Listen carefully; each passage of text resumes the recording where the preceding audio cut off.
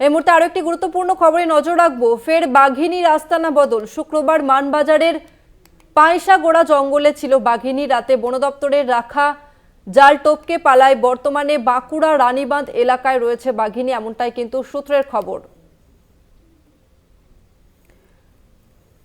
ঝাড়গ্রাম পুরুলিয়া ঘুরে এবার বাঘিনী বাঁকুড়াতে।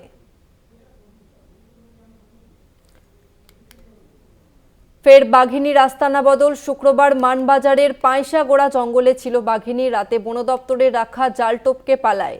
বর্তমানে বাঁকুড়া রানীবাঁধ এলাকায় রয়েছে বাঘিনী, এমনটাই কিন্তু জানা যাচ্ছে। এই মুহূর্তে আমাদের সঙ্গে ফোন লাইনে রয়েছে প্রতিনিধি শওকত আলী। শওকত, বাঘিনীর অবস্থান এখন ঠিক কোথায়, কি জানা যাচ্ছে বন দপ্তর সূত্রে? দেখো, বলে কি প্রায় 6 থেকে 7 দিন হলো, মানে কোনোভাবেই বন দপ্তর এই বাঘিনীকে পুরুলিয়াতে এই বাগে আনতে পারেনি। এবং এই বন দপ্তর এই বাঘিনীকে ধরার জন্য নানা কৌশল অবলম্বন করার পরেও এই বাঘিনীকে জালে বন্দি বা কাঁচে বন্দি করতে পারেনি বন দপ্তর।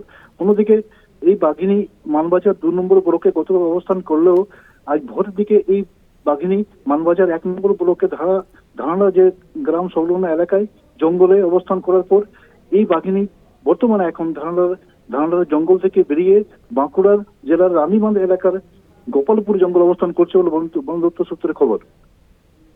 এক প্রকার এই ঘটনার পরেই রীতিমতো হাত ছেড়ে বাঁচল বন দপ্তর। বেশ, ধন্যবাদ তোমাকে শওকত। আমরা কথা বললাম প্রতিনিধি শওকত আলীর সঙ্গে। পুরুলিয়ার মানবাজার থেকে শুশুনিয়া পাহাড় টপকে বাঁকুড়ার রানীবাঁধে ঢুকে পড়েছে বাঘিনী।